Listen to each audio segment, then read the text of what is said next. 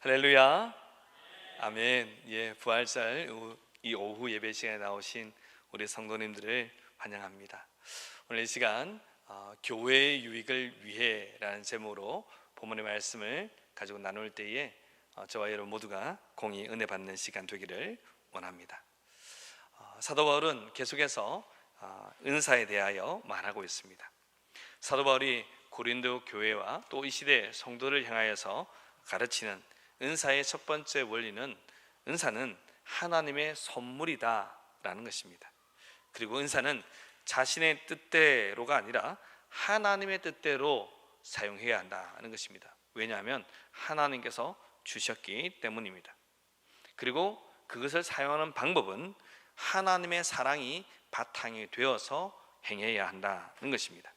그래서 앞선 고린도전서 13장에서는 여러 가지 은사를 사용할 때에 그 마음의 동기가 되는 것은 사랑이니 사랑을 추구하라. 그 중에서도 믿음, 소망, 사랑은 끝까지 있을 것인데 그 중에서도 끝까지 있는 것은 사랑이니 사랑 가운데서 행할 것을 말씀하고 있습니다. 자, 그런데 오늘은 이 은사 가운데에서 방언과 예언에 대한 말씀을 해주고 있습니다. 이 방언과 예언 이것을 비교하여 살피면서 우리가 또 좀 더 말씀 속으로 들어가 보기를 원합니다. 먼저 사도 바울은 1절에서 이렇게 말합니다. 사랑을 따라 구하라. 신령한 것을 사모하되 특별히 예언을 하려고 하라. 이렇게 말하죠. 그런데 이 말씀은 어디에 걸려 있냐면 고린도전서 13장 13절에 걸려 있습니다. 그런즉 믿음, 소망, 사랑 이 세 가지는 항상 있을 것인데 그 중에 제일은 사랑이라. 사랑을 따라 구하라. 이렇게 연결되는 것입니다. 사랑을 따라 구하라. 신령한 것을 사모하라. 그러니까 여기서 신령한 것은 무엇이냐면 은사라는 것입니다. 하나님이 주시는 하나님의 계획과 하나님의 은혜에 따라 주시는 각 사람에게 나눠주시는 그 은사를 말하는 것입니다. 자, 그런데 이 은사를 사모하라라고 말하죠. 이 사모하라는 말은요, 추구하다라는 뜻인데 이 사모하다는 뜻은 어떤 뜻이냐면 사냥꾼이 목표를 사냥하듯이 그렇게 추구하는 것. 뭐 지금 우리 이 시대에는 엽사들이 잘 없습니다. 가끔 영화나 드라마를 통해서 밀렵꾼이나 보지 예전처럼 엽사들은 없습니다. 그런데 이 엽사들은 어떻게 합니까? 어쨌든 이 사냥감이 생기면 끝까지 추적을 하죠. 그리고 미리 먼저 가서 그 사냥감을 포획하려고 뭐 올무를 놓든, 그죠? 아니면 다른 미끼를 둬서 이렇게 유혹을 하든, 아니면 요즘식으로 말하면 개를 풀어서 이렇게 사냥감이 날아오르게 하든 뛰어오게 하든 이렇게 목표물을 사냥감, 목표가 된 사냥감을 이렇게 꼭 노려서 포획을 하려고 하는 그런 모습이 있는 것입니다. 그와 같이 은사를 사모한다는 것은 그런 마음으로 하나님 정말 내게 이런 은사를 주시기를 원합니다. 하나님이 원하시면 내게 이런 은사를 주십시오 라고 그렇게 구하되 그 바탕은 사랑이 되어야 한다는 것입니다. 사랑을 따라서 신령한 은사를 구해야 한다라고 말합니다. 그러면서 이제 사도 바울은 특별히 그 많은 은사들, 우리 13장에서 생각했지 않습니까? 12장에 생각했지요. 그 중에서도 특별히 예언을 하기를 사모해라. 그러니까 예언의 이 은사 받기를 그렇게 구해라 라고 말합니다. 그런데 이 예언을 하려고 하라라고 말하면서 이제 방언을 말하는 사람과 비교하여 말합니다. 자, 2절 말씀 같이 읽어볼까요? 2절입니다. 시작. 방언을 말하는 자는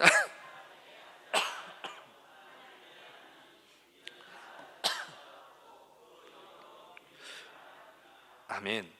여기서 말하고자 하는 것은 무엇이냐면 방언은 사람에게 말하는 것이 아니다 하는 것입니다. 자, 첫 번째는 방언은 주안점은 무엇이냐면 사람에게 하는 것이 아닙니다. 여러분 한번 우리는 우리 교단의 컬러 때문에 그죠? 방언 하는 사람들 그렇게 많지 않습니다. 근데 저기 오순절 쪽에 가면 어떻습니까? 순복음 쪽에 가면 어떻습니까? 이 방언 못하면 좀 이상하게 쳐다봅니다. 오순절 쪽에서 오신 분들은 아시죠? 방언을 못하면요, 너 진짜 예수 믿는 거 맞냐? 이렇게 묻습니다. 우리 교회를 다니면 당연히 방언할 줄 알아야지. 이렇게 말합니다.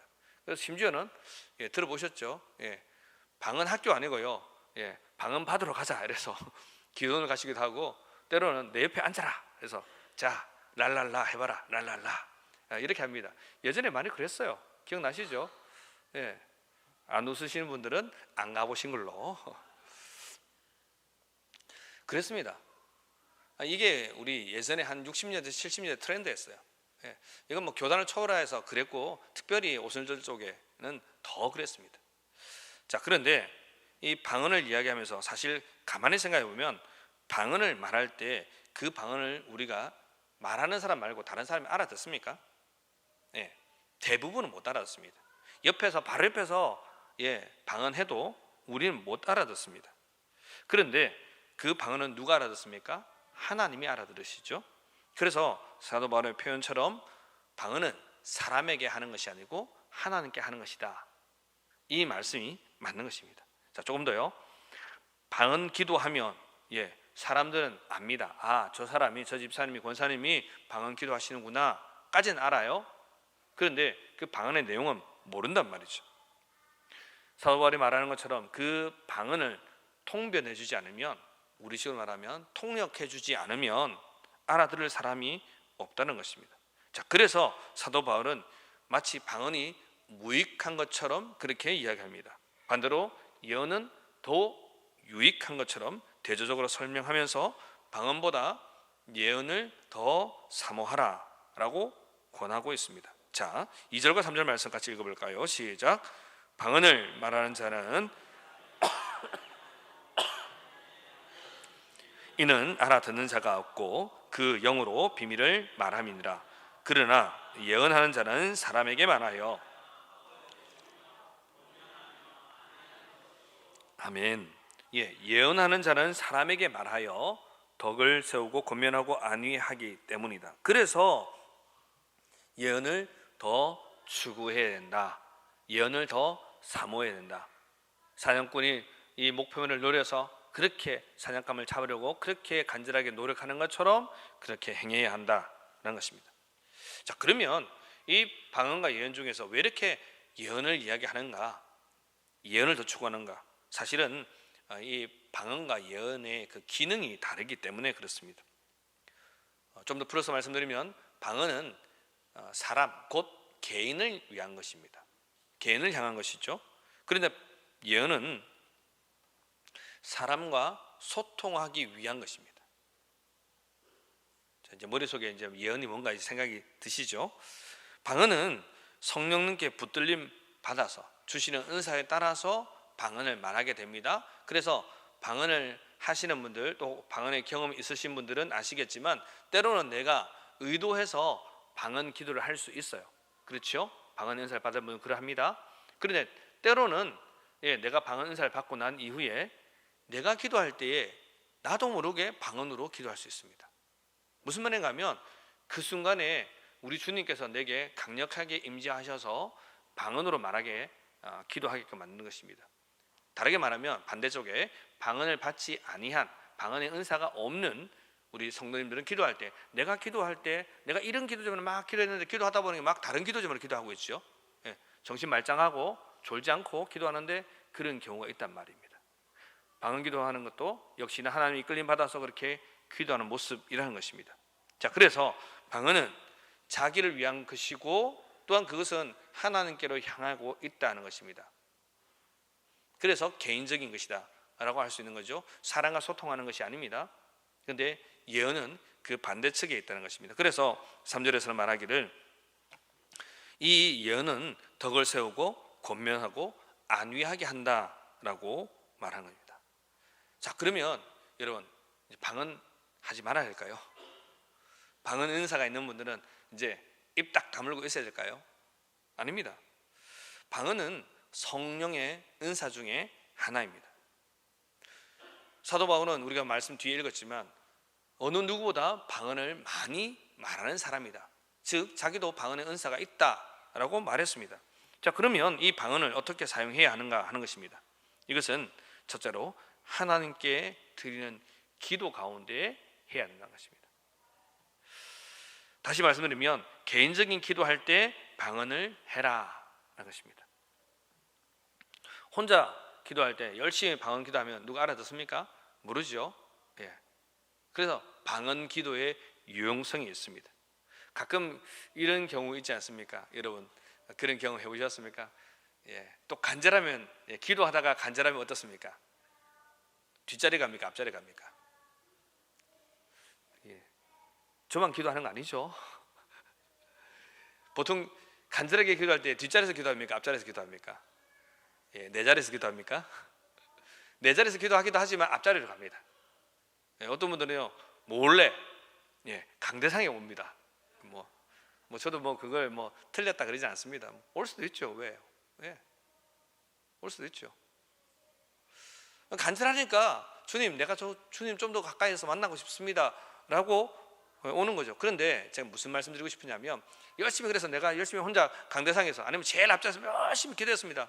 예, 방언 연사는 없어요. 그래서 혼자 막 간절하게 주여 하면서 막 기도했어요. 그래서 기도 탁 하고 약간 마음이 후련도 하고 하나님께서 내 기도 들으셨겠지 하고 쓱 돌아서 나오는데 저 뒤에 누가 있어요.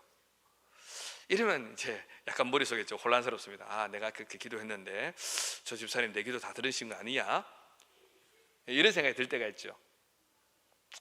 예, 그 뒤에 계신 분이 믿음에 바로 서 있는 분이면 앞에 분이 기도한 거 들었더라도 말하지 않습니다. 여러분 그게 이른바 요즘식으로 말하면 기도의 매너예요.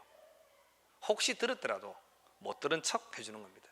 그게 신앙 깊은 분들의 모습입니다. 사실 그렇게 하셔야 돼요.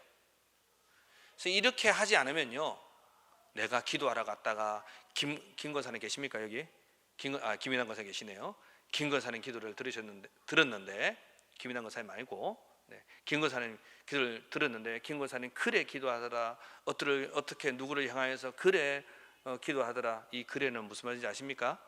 예, 저주기도 비스무리하게 하더라 이 이야기입니다. 그래서 그래 기도하더라. 그래 기도하더라.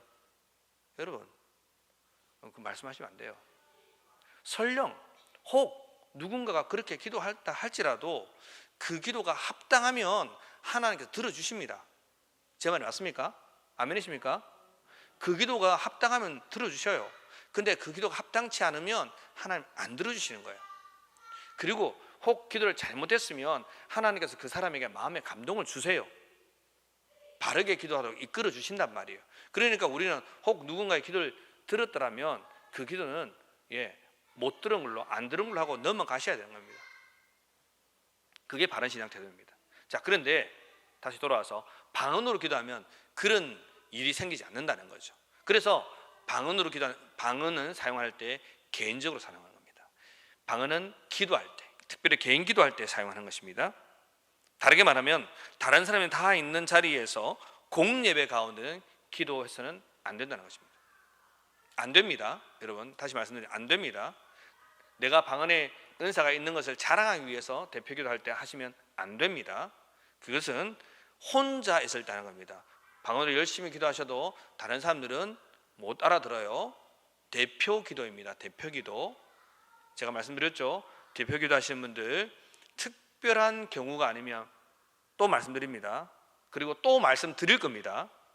빠지지 마십시오. 특별한 일이 있을 때는 제게 연락을 주십시오. 여러분 그러셔야 됩니다. 다음 주 기도 이름 다 나갔는데 그 말은 뭡니까? 기도로서 한 주간 준비해라는 뜻입니다.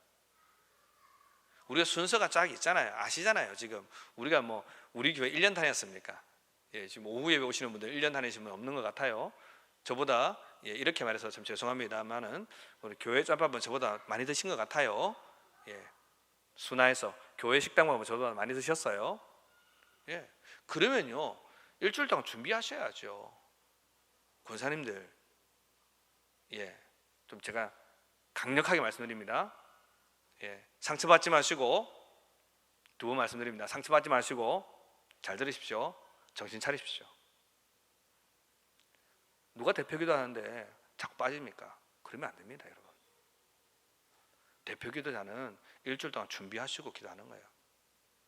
그러셔야 됩니다. 수요 기도도 마찬가지입니다. 할 수 있는 한 빠지지 않겠다. 다 다른 날은 혹시 빠질지 모르지만 이 날은 빠지면 안 되겠다. 여러분, 마음에 작정하셔야죠. 그렇게 하는 겁니다. 그게 신앙생활 똑바로 하는 겁니다. 여러분 우리가 그렇게, 우리가 말할게요. 우리가 그렇게 해야 우리 신앙의 후배들에게, 좀 가깝게는 한 40대, 좀 멀게는 30대, 20대 청년들에게 말할 건덕지가 있지 않겠습니까? 여러분, 제 말이 맞습니까? 그러셔야 됩니다. 다시 돌아왔어요. 방언은 혼자 있을 때 기도하는 겁니다. 대표기도 때 하는 거 아닙니다. 말씀드렸습니다. 그러면 방언은 또 언제 하느냐? 통역하는 자, 통변하는 자가 있으면 해도 된다라고 사도 바울은 이야기합니다. 13절입니다. 그러므로 방언을 말하는 자는 통역하기를 기도할지니.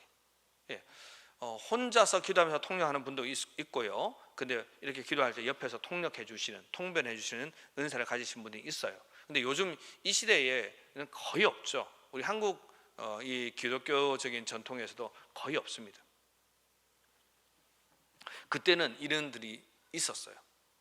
우리하고 조금 거리가 먼 이 13절의 내용은 좀 거리가 멀어 보입니다만, 일단 사도 바울의 이야기는 통변의 은사가 있는 사람들 앞에서는 함께 그렇게 기도해야 된다라고 말하고 있습니다. 자, 그러면서 사도 바울은 그러면 내가 어떻게 기도할 것인가? 15절에서 이렇게 말합니다. 내가 영으로 기도하고 또 마음으로 기도하며 내가 영으로 찬미하고 또 마음으로 찬미하리라.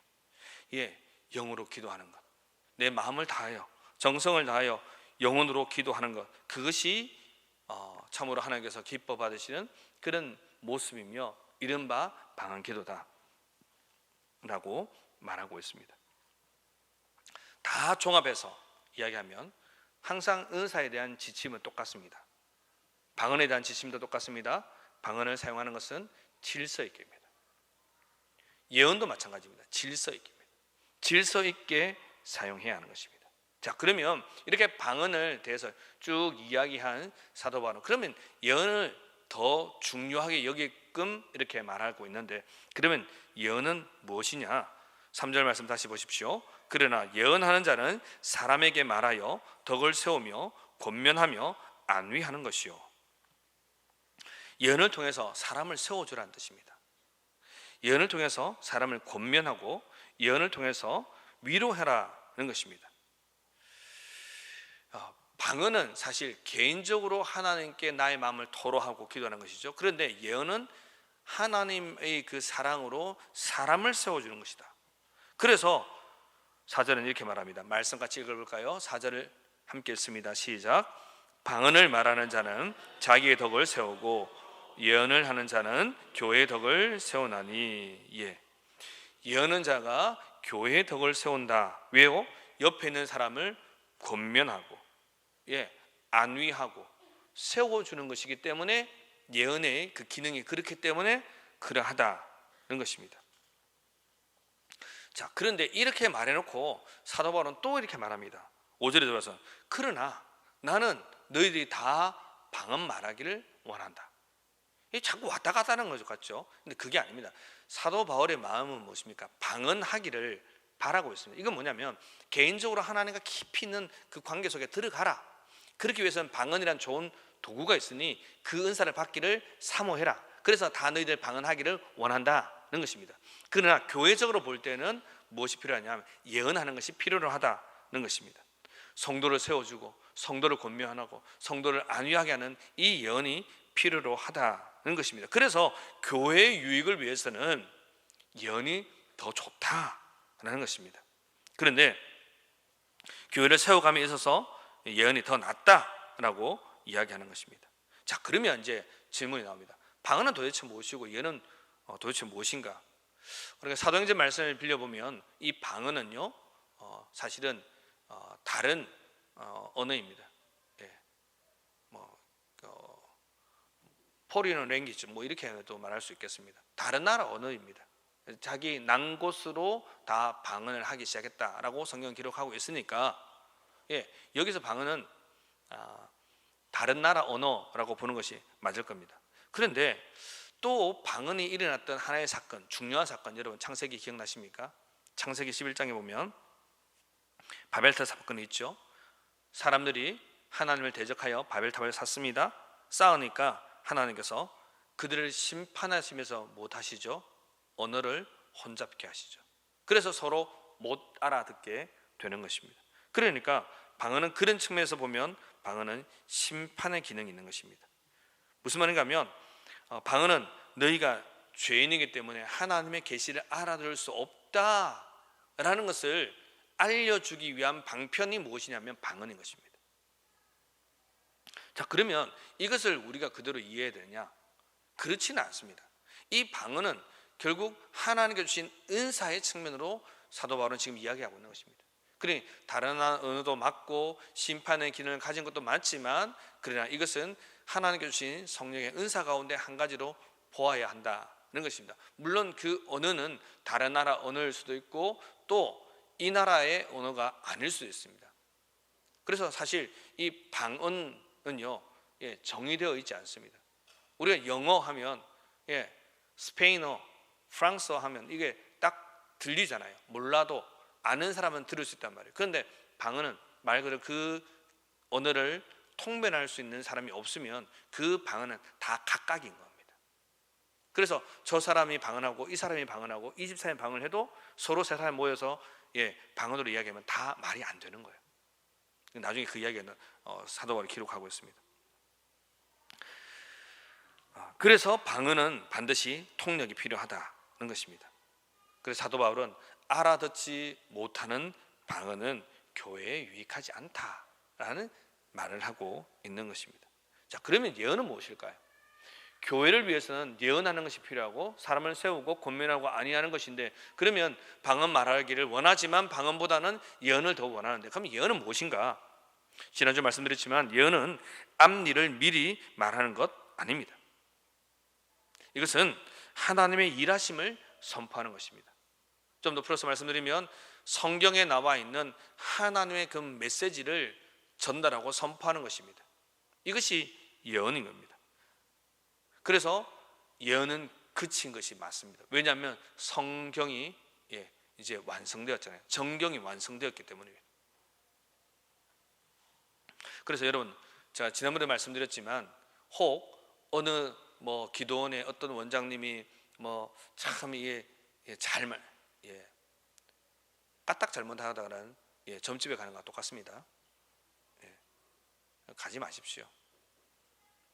예전에 우리 연세 드신 우리 권사님들은 이런 말씀 들으셨을 겁니다. 여러분, 밥은 어떻게 한다고요? 물을 잘 맞춘다가 아니고 밥은 아무 데서나 먹는 게 아니라 했습니다. 이 말 아십니까? 김인환 권사님 아십니까? 밥은 아무 데서 먹는 게 아니라 했습니다. 그러니까 예전에 70년대 80년대는 어떻습니까? 교회들마다 부흥회를 많이 했어요. 기억나시죠? 지금보다 훨씬 부흥회를 많이 했습니다. 1년에 꼭 한 차례 아니면 두 차례 교회들마다 다 했어요. 우리 교회에서 하면 예를 들어서 저기 현방감리교에서 하고, 또 백사종합교에서 하고, 그랬습니다. 그런데 예전에 어른들이 다 그랬습니다. 밥은 아무 데서 먹는 거 아니다. 아무 말씀 집회나 가지 말라고 했어요. 기억나시죠? 아무 데나 가는 거 아닙니다. 예언은 하나님의 일하심에 대한 선포입니다. 말씀은 이미 이제 종료가 되었습니다. 끝이 났습니다. 정경이 완성되었기 때문입니다. 그러므로 우리는 무엇을 들으냐면 성경 말씀을 들어야 하는 것입니다. 다른 누군가가 어떤 말하는 걸 듣는 것이 아니라 성경이 무엇을 말씀하신가를 들어야 합니다. 제가 그래서 한 가지 더 격가지를 가면, 그래서 여러분들은 목사를 위해서 기도해야 됩니다. 목사가 성경을 펴놓고 딴 이야기를 하면 안 되지 않습니까? 그래서 여러분 목사를 위해서 기도할 때는 우리 목사님이, 또 저를 위해서 기도할 때는 김 목사님이 말씀을 묵상하고 바르게 그 말씀을 해석하고 그 말씀을 해석한 것을 가지고 우리 교회 실정에 맞게 잘 전달하는 메신저가 되도록 여러분 그렇게 기도하셔야 됩니다. 그게 바른 기도입니다. 그것이 목사를 위한 기도입니다. 예언은 그렇다는 것입니다. 그런데 다시 말씀드리면 예언이라는 것은 인간이 알지 못하는 어떤 신비한 앞일을 이야기하는 것이 아닙니다. 사실 그건 점치는 거예요. 예언을 한다는 것은 하나님의 말씀, 하나님의 약속, 이것을 그대로 선포하는 것입니다. 이것을 염두에 두는 것입니다. 그러니까 다시 말씀드리면 그 고린도 교회가 세워진 그 당시에는 실제로 이런 말씀 교사 역할을 하는 그런 이른바 순회 전도자들이 많이 있었어요. 그래서 그들이 이제 고린도 교회에 세워졌으면 거기 가서 말씀을 전하기도 했던 것입니다. 자, 그런데 이 말씀을 바른 말씀만 전해야 한다는 것입니다. 그러니까 지금 이 예언한다는 것은 좀 우리가 가지고 있는 일반적인 은사와 좀 다른 개념인 것이죠. 자, 그런데 그럼에도 불구하고 사도 바울은 너희들은 방언보다는 예언하기를 사모해라 라고 말하고 있는 것입니다. 예언의 은사를 추구해라 라고 말합니다. 여러분, 우리에게 이 은사를 사모하는 마음이 있어야 합니다. 만약에 그렇지 않으면요, 정말 7절 이하에 나오는 것처럼 이 저나 검은과 같이 생명 없는 것이 소리를 낼 때 그 음의 분별음을 내지 아니하면 저 부는 것인지 검은고 타는 것인지 어찌 알게 되리요. 만일 나팔이 분명치 못한 소리를 내면 누가 전쟁을 예비하라. 이 예를 사도 바울은 들면서 그대로 말해주고 있는 것입니다. 그래서 9절에 오면 이와 같이 너희도 혀로서 알아듣기 쉬운 말을 하지 아니하면 그 말하는 것을 어찌 알리요. 그러니까 예언은 어떻습니까? 주어진 하나님의 말씀을 선포하는 것이죠. 그러니까 말씀이 쉬운 것이죠. 하지만 방언은 여러분 우리가 이미 아는 것처럼 대체로 자기만 알지 다른 사람 모른다는 것입니다. 너희의 혀로서 알아듣기 쉬운 말을 하지 아니하면 우리가 그 말을 어떻게 알겠느냐? 방언을 다 말하지만 방언을 추구해야 될 이유는 하나님과의 그 깊은 관계 때문에 추구하지만 교회 안에서 방언을 자꾸 말하면 다른 사람은 못 알아들으니 라고는 이야기를 하고 있는 것입니다. 더 나아가서 말합니다. 세상에 소리의 종류가 이같이 많되 뜻없는 소리는 없나니. 방언 말하면 다 각각의 뜻이 있는 거예요. 단지 우리는 못 알아들을 뿐인 것입니다. 통변의 은사가 없는 사람은 못 알아듣습니다. 결국 이것은 무슨 뜻입니까? 소통이 안 된다는 거예요. 그러니까 단순히 방언을 말한다는 것은 어떻습니까? 나는 하나님과 소통 잘하고 있습니다. 또 지금 이 시간 소통하고 있습니다는 것을 알려주지만 상대방에게는 그것이 전혀 되지 않는 것입니다. 하지만 주어진 이미 하나님 말씀을 가지고 선포하게 되면 그 사람에게 말씀으로 위로가 되는 거죠. 이래 보십시오. 이런 일이 있으면 권사님들이 집사님 성경에 잠언에 보면 이런 말씀이 있어 라고 딱 한번 해주시면요, 그 권사님을 찾아갔던 젊은 집사님들, 우리 젊은 권사님들이요, 맞아, 그 말씀이 맞아 하면서 말씀으로 위로를 받는 거죠. 오늘 이 말씀이 바로 그 말씀을 이야기하는 것입니다. 그래서 사도 바울은 교회의 덕을 세우는 것은 무엇이냐? 방언이 아니라 예언이다 라고 말하는 것입니다. 교회에 유익을 주는 것은 무엇이냐? 방언보다는 예언이 훨씬 더 그렇다는 것입니다. 방언도 교회의 덕이 됩니다만은 일반적으로 예언이 훨씬 더 그러하다는 말씀을 해주고 있습니다. 여러분, 우리는 그래서 이 예언 사모하기를, 예언 받기를 또 사모할 필요는 있습니다. 사실 이 은사는 보통 사람이면 일반 잘 주시지 않는 은사인 것 같아요. 지금 이 시대를 보면. 하지만 사도 바울은 또 이야기합니다. 그런데 나는 많은 방언을 말할 수 있고 또 내가 너희들에게 가르칠 때는 많은 방언을 말할 수 있지만 방언으로 한 것이 아니고 내가 너희들에게 바른 알아듣기 쉬운 말로 전했지 않느냐. 그러니 너희들도 방언을 사모하지만 그러나 또 하나님의 말씀, 알아듣기 쉬운 말씀을 사람들에게 권면하는 이것을 너희들은 구하라, 추구하라, 사모하라 라고 말씀하고 있는 것입니다. 이제 말씀을 맺겠습니다. 여러분, 그런데 이 방언과 예언 가운데에서 사실 우리는 방언이 좀 하위 버전의 그런 은사인 것 같고 예언이 좀 상위 버전의 은사인 것처럼 느껴질 수 있습니다. 그런데 방언도 하나님께 주신 은사요, 또한 이 방언도 잘 사용하면 하나님과 깊은 관계를 맺을 수 있다는 것입니다. 하지만 방언은 항상 조심하고 절제하며 자제하면서 사용해야 합니다. 무엇을 하든지 교회의 유익이 되도록 해야 하는 것입니다. 그래서 개인적인 기도 시간에 하시고 또 이 방언을 통하여서 또 사람들에게 또 도전이 될 수는 있습니다. 그러나 이 방언을 사용함에 있어서 이것을 머리에 염두에 두어야 합니다.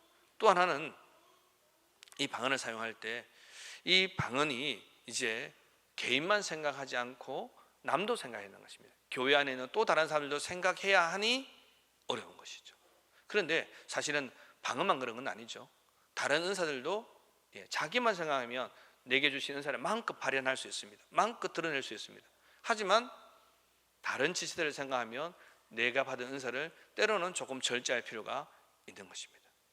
여러분, 항상 우리의 머릿속에는 교회의 덕, 교회의 유익, 이 유익이라고 생각하니까 또 자꾸 이익처럼 생각하는데요, 사실 이 교회의 유익이라는 것은 교회의 덕을 이야기하는 것입니다.